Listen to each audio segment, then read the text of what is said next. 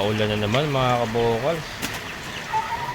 So ako'y uuwi ng San Jose at wala na tayong stocks, wala nang dalak sa mais.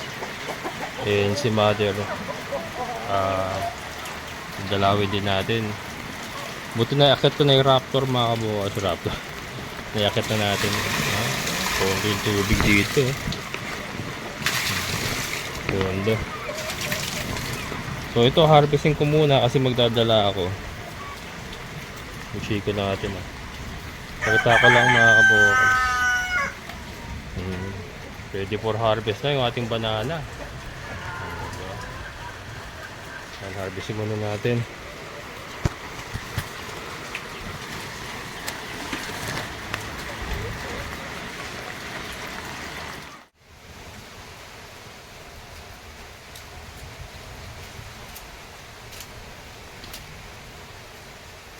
Yan mga kabokal, second harvest ng ating banana.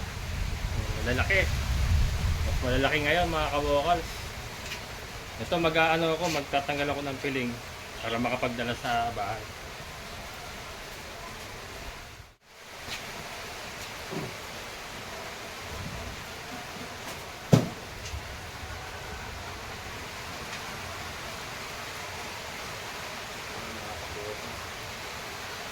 Ito. Wala.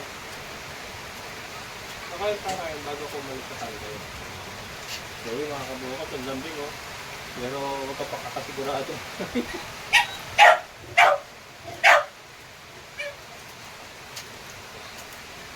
Yan. Oh. Biti. Biti.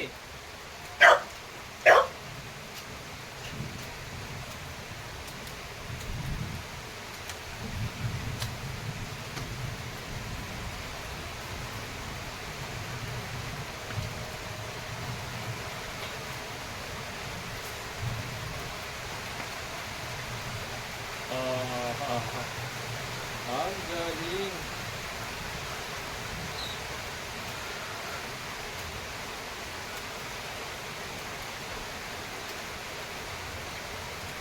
Ba't? Lambing ka, lambing.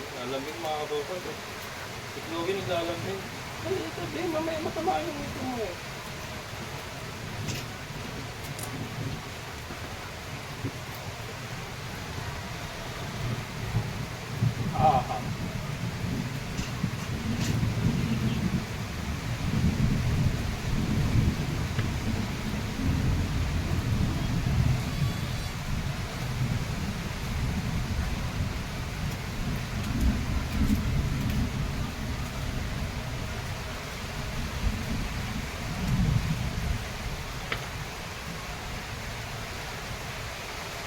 One, two, three, four, five, six. Anim na piling mga kabukal. Pero ito, hindi ko natatanggalin dito kasi sasabit ko to dito. Sasabit ko dyan. Ito yung akin eh. Ito dadalhin ko sa bahay. Bigyan ko rin si Sir Andrew ng isa. Louie. Ayan mga kabukal. Punta na tayo ron. Ayan, sinabit ko na yung akin. This is mine. Saglitan lang yan sa akin mga kabukals. Ako isang unggoy. Malakas ako kumain ng saging. Kinuha ko yung isang malaki kasi hindi naman maubos ni Mother eh. So ito, bigay natin kay Sir Andrew. Ito sa anak ko. Ito kay Mother. Yung iba natin mga friends, so sunod na harvest na. Marami pa naman tayo dyan, may lakatan pa tayo dyan, may turdan pa tayo. Ayan. So walang tigil ang ulan, pero si Raptor nga, ayun, naiahon ko na kanina. Kasi kanina medyo maaraw. Inahon ko na. Nung nararamdaman kong kumapatak na ulan, inahon ko na siya. Para hindi na tayo po pwedeng hindi makaluwas kasi wala nang darak sa mais. Wala na kakain ng ating mga alaga. Pero ayan, maulan. Pagbaba mamaya ang problema ko, maputik. Pero yan, naman, Raptor naman yung sakyan natin. Raptor. Ayan mga kabukos, papakain pa ako ng mga doggy-doggy. Nagsayang ako para sa kanila. Ako sa labas na ako kakain ng lugaw. Masarap pag lugaw ngayon mga kabokals. Lugaw, tapos meron kang lumpiang toge. Tapos meron kang tokwa. Sasawsaw mo sa suka na may konting toyo na may sili. Sarap. Tapos yung goto mo may tuwalya o kaya yung taba ng baka. Ay nako. Ayan mga kabokals. Uwi muna tayo.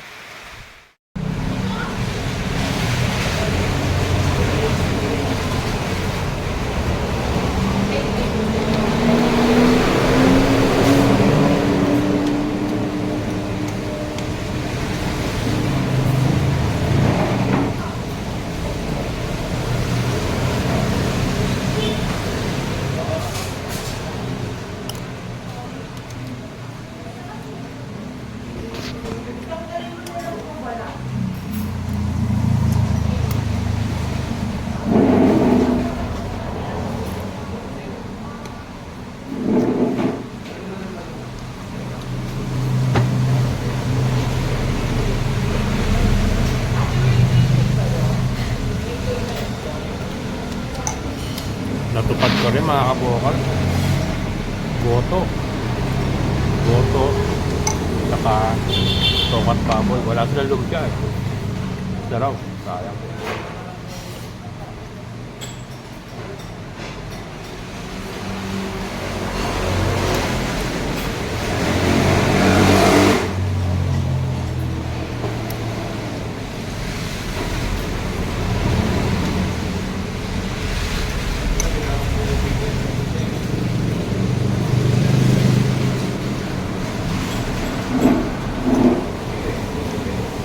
Nandito tayo sa San del Monte, Barangay Caryapan.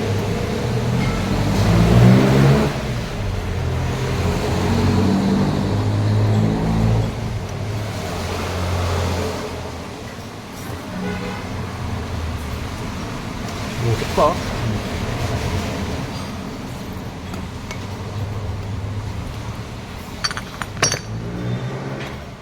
Ito.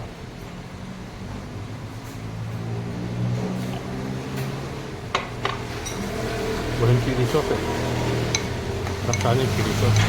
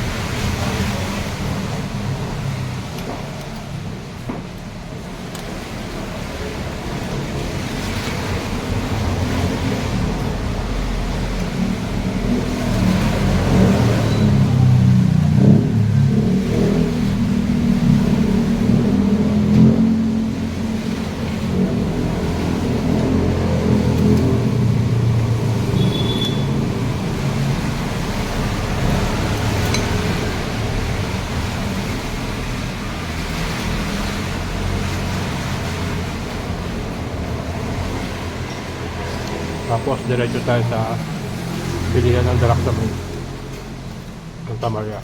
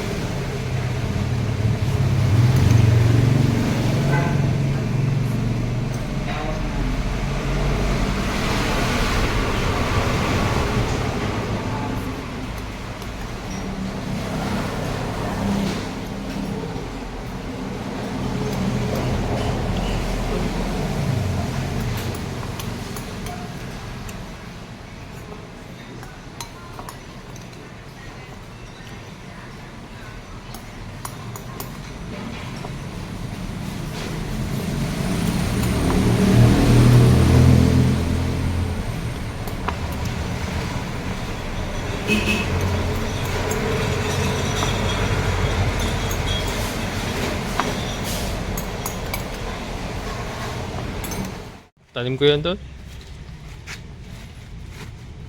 Yan. Wala pa. Oo. Namadama na lang na. Lagyan mo na lang ako ng space doon sa likod. Kahit kung ano lang maliit. Dito lang lahat. Hindi, maglagay ka pa ng isang ganyan. Yan.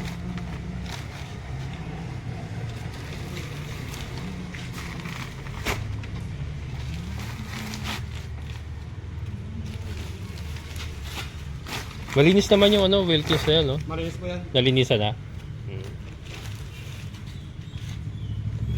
Yan, sige, sa ibabaw. Hindi kaya dudulas. Ay, sige, ibaba mo na lang isa rin. Yan, pag ganyan. Tapos siguro, ano, pag ganyan, pahaba rin yung isa rin. Yan, ganyan. Yun. Ayos na, thank you. Napalayan mo ba? Ako na bahala dyan. Ano ako na, sapin ako na lang. Ayan, doon sa mga bago sa channel ko, mga kabukal sa ito, Santa Maria, Bulacan, Barangay Parada.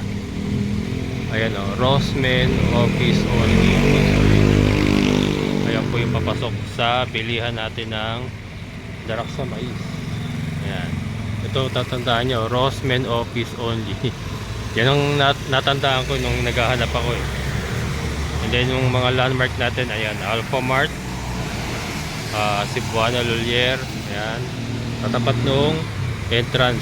Yan, papasok po tayo dyan. Dyan po tayo galing sa loob. And then ito nga, oh, balot na balot mga kabukal. Yan po yung ating napamili na 7 sakong darak sa mais. And then yung ating pulot. Sapatos ko kanina. Pulot. And then ito yung saging. Uwi muna ako sa bahay para ano, madala ko itong mga saging, saka makita si Mother, mabila yung mga supplies niya. Ayan, Barangay Parada, Santa Maria, Bulacan, mga kabukal. Ang bilihan ng ating darak sa mais. Ayan po ang entrada. Okay, let's go.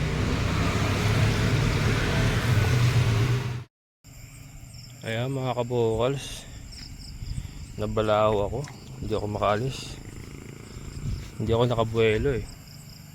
Nandito na tayo sa ano, San Rafael uli, Barangay Tukod. Ala. Nabalaho. Hindi ko na maano. Ang bigat eh. Ang bigat ang karga ko eh. 7 sako yan eh. Tumubog na yung side wheel ko. Hindi ko na may angat. Napakadulas. Napakadulas eh. Dinadala ako doon sa kabilang side eh. Pero ito ang kalasada dapat eh. Dinala ako dito sa gilid eh. Wala kahit anong gawin ko, hindi na maano. So iwan ko na lang dyan. Iwan ko na lang muna dyan eh. Wala tayong choice. Wala rin akong kasama. Balaw si Raptor. Ayan naman na tayo. Ayan yung mga ilaw na yan. Ayan na tayo eh. So ayan. Kapa na nga lang ako. Sinubukan kong itulak. Wala. Sana umaraw bukas para makaalis. Grabe na kasi itong daan nito. Na ano na, nahukay yung daan natin dito. Yan, dalhin ko na lang yung molasses saka yung ibang ano natin. Pero yung mga darak sa mais iniwan ko na lang muna doon. Ayan, masaklap na katotohanan. Okay lang yan, maayos din ang lahat.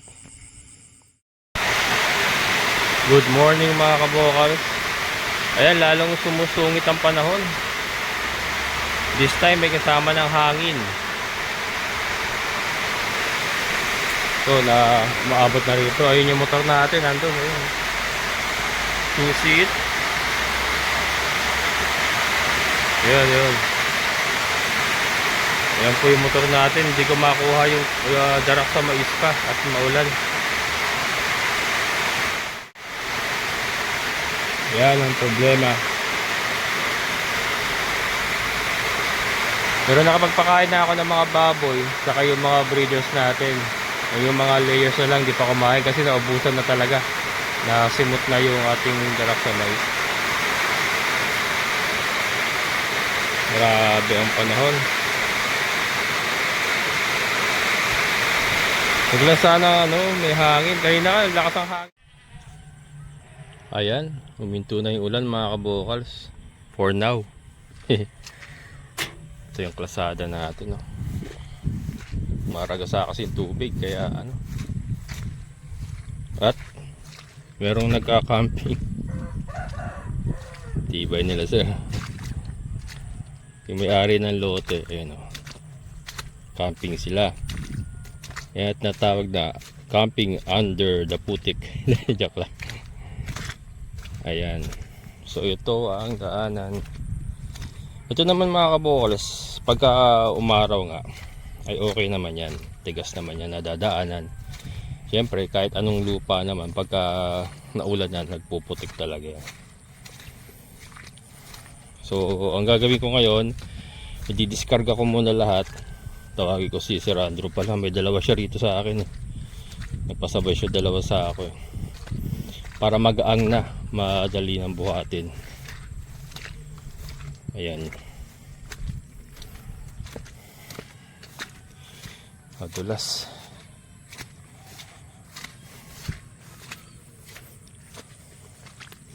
Hindi lang ako nakabuelo kagabi. Kaya nakabuelo ko, kaya na-distract kasi ako, may tumatawag May biglang tumawag, pababa ako. Na-distract ako. Kaya dapat siya kasi buelo.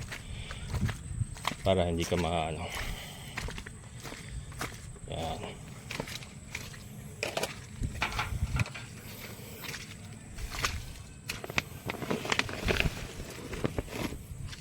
Scrubga muna natin to. Putik, grabe.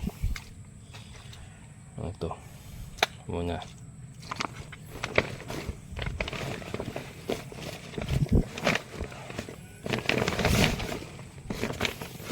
Basa ba? Hindi naman nabasa.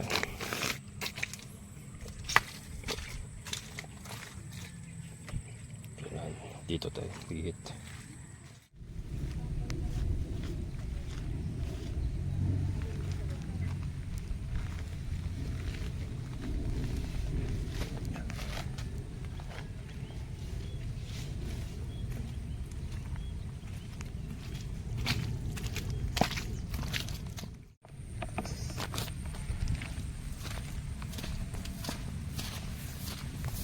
Ayan mga kabokals, at umuulan na naman ng walang yan. Lastik na yan. Ay nako, para na nga asar mga kabokals. Pero umaaraw madulas. Baka madulas tayo, mapaya tayo. May ano pa naman, kakabe. Tama na siguro yung pagka ako'y nadulas dito. Sigurado gulong bilog pa naman ako. Madulas sabay umuulan na tiyaga lang mga kabokals. Lahat naman yan ay maayos. Ako naman lumaki rin sa bundok mga kabokals. Pwede yung tatan. Yung mga magulo ko dati sa bundok din kami itin. Kaya sanay tayo sa ganyan. I'm a monkey person. Yan. Wala, umulan na.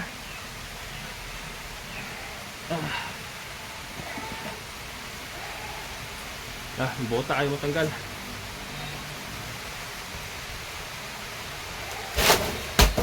Ayun. So hindi na tayo makapag-video mga kabokals kasi ayan, umulan na. Pero yun, nakakutin ko lahat. Pero yung kay Andrew, tawagin ko siya. Sa kanya yung dalawa. Ayan, bali lima hakutin ko, dalawa sa kanya. 7 kasi yung karga natin And then, mahayaan na natin yan, may bababa na natin yung motor dito pagka na-discarga na lahat. Kasi magaang na yan. Kaya kong buhatin na yung side wheel. Ang nangyari kasi yung side wheel, lumubog na yung gulong ng sidecar, lumubog na sa putik. Hindi ko may angat kasi mabigat, puno ng tarak sa mais nga. Pagka natanggal yon, may angat ko na siya, maibababa ko na, dire-diretso na rito. Yan, so mamaya mga kabokals, i-update ko na lang kayo pagka naibaba na natin si Raptor. Ayan mga kabokals, na-discarga ko na yung ano, apat. Tatlo na lang ang laman niya. Subukan namin ni Sir Andrew na ano, itulak. Makakaya na ibaba. Putik.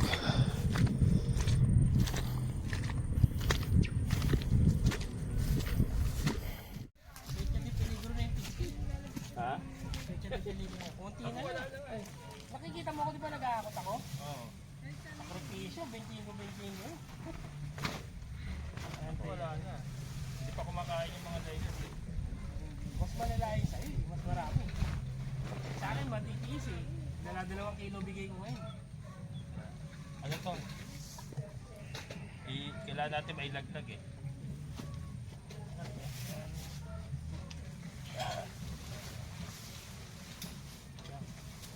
Mas madali pala dyan. Panik ka na.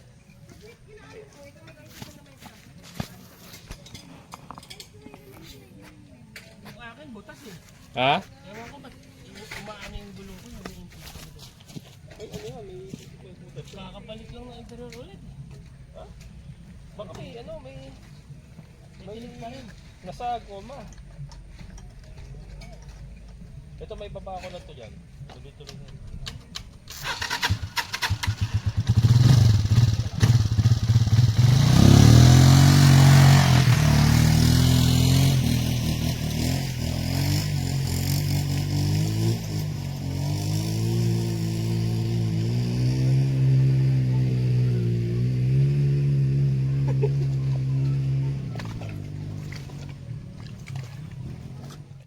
Ayan na mga kabokals, na ibaba na rin namin.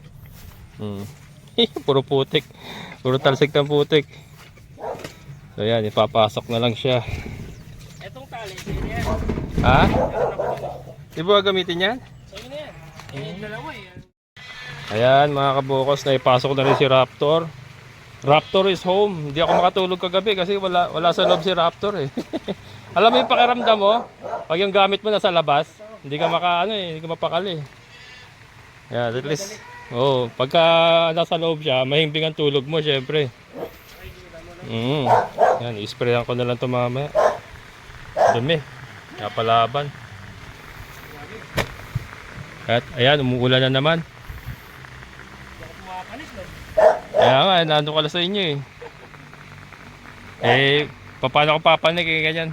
Napakaputik. Ha? Tinapay. Yung tinapay. Inuulam ko. Ha? Lilis. Dilis? Yung daing pa nang binibigay ko, bababig ko pa. Ayan mga kabokal. So yan pong buhay natin dito. So meron na naman tayong stocks. Yung ating mga layers nga po ay gumagamit na rin muna ng darak sa mais. Nakalugon kasi sila. So yan. Nag-i-stock po tayo ng maramihan na. And ayan ang itsura ng ating Raptor. Raptor. Ayan. Bukas ko nalilinisan yung mga itong mga pinangsapin ko na putikan din. Pati yung aking kapote. Napakalaki ng pakinabang mga kabokals ng aking sasakyan na ito. Yan. Diba? Simpleng-simple lang pero malaking bagay po. Kumbaga pag wala po ito, talagang napakahirap ng ating galawan. Pero yan. Salamat ako at kahit paano nakapagpundar tayo ng ganito na nagagamit natin sa hanap buhay. Kumbaga, katuwang sa hanap buhay si Raptor mga kabokals. Ayan. So, itong ating munting alagaan. Hapon na naman. Itong ating prinsesa. Prinsesa yan mga kabokals. Tulog ng tulog ngayon si Beauty mga kabokals sa pansin ko. At yan ang pwesto niya, ang lamesa. Yan, ayaw na dito sa dati-dati dito siya sa upuan lang. Nag-level up siya ngayon. Yan, diyan niya na gusto sa lamesa. Ayan, kaya ang kubo ay hindi na magamit. Ayan, si Beauty mga kabokals. Tinanggal ko muna yung ating tabing. Salamat naman at wala na masyadong ulan pero hindi lang natin alam, baka nagpapahinga lang. Ayan, mga kabokal, so matatapos na naman ang ating araw. Makapagpapahinga na rin sa wakas. Ayan, so ganyan lang po ating buhay dito. Yun nga, tiyagaan lang sa ganito pong hanap buhay, sa ganito pong gawain. Kung mahina pong iyong determinasyon ay madali kang susuko, pero yun nga, kailangan determinado ka at malaking porsyento po dapat ang iyong tiyaga. Yan, tiyaga. Katulad doon, kung mga ganong instances na hirap na mararanasan mo, kung ang tiyaga mo ay manipis, ay siguradong susuko. Yan, ito naman po ang ating lugar. Balang araw po ay madedevelop naman po ito. Hindi naman po habang buhay na ganyan yan. Nabanggit ko nga kanina, ako po'y lumaki rin sa bundok-bundok area nung ako'y maliit pa, when I was still a little boy. Ako po'y pinalaki ng mga magulang ko sa ganitong lugar. Kung kayo po'y familiar sa Caloocan, Camarin, Kiko area, yung ngayon po ay nandoon nakatayo, malapit yung City Hall ng Caloocan, yung bagong City Hall ng Caloocan. Sa likod po ng City Hall na yon ay doon po ko lumaki. Yung kinatatayuan po ng City Hall ngayon na Caloocan sa may Camarin, dati dyan po kami nagsasaranggola. Bundok po nung araw yan, bundok. Pinatag lang nila ngayon. Pero nung araw po, dyan kami nagsasaranggola at talagang talahiban. Bundok area po talaga yung lugar na yan. And yung aming natirhan ay para ganito lang din, na looban, wala pang maayos na kalsada. Ganyan-ganyan mga kabokals. So natatandaan ko, ganyan-ganyan. Pero ngayon, kung kayo po ay taga Caloocan, makikita niyo po ang Camarin, Kiko area. Well developed, maganda na ang kalsada, marami na mga commercial establishment. And ang lupa po doon mga kabokals ay ginto na. Napakataas na ng value ng lupa. Yung aking nanay ngayon ay kamot ulo. Nung nalaman niya ang presyo ng lupa, kasi yung binenta niya yung kanilang lupa ron ay sa maliit na halaga lang dahil masyado sila na nagmadali, hindi nila hinintay ang development, pero yan. So lesson learned, isa rin po yun sa pinangahawakan ko na balang araw ito pong area na to madedevelop, and then ito po kinatitirikan ng ating munting alagaan. Balang araw po magiging triple ang presyo ng lupa na ito. Ganon-ganon po sa nangyari sa lupa namin sa Caloocan, na hindi po inaasahan or hindi po siguro na pag-isipan ng aking mga magulang, kaya po naibenta nila kaagad. So tiyaga lang mga kabokals, tiyaga. Sabi nga nila, mas lamang ng taong matyaga ang taong matalino. Totoo ba yun? Hindi, tiyaga lang mga kabokals. So pasasambat makakaraosin tayo dito. At again, darating panahon, madedevelop po yan, mga kalsada, maayos po lahat yan. Ayan, so maraming salamat sa inyong muling pagsama. Shoutout po sa lahat ng mga solid kabokals, sa mga silent viewers. Siyempre sa ating kaibigan po, Sir Boyet. Sir, thank you so much. So muli, ito yung kabokals farmer, nagsasabing sabay-sabay tayong mangarap, magsika, pati sa lahat ay kumilos. Siguradong ulad ang ating amazing na buhay. Bye-bye!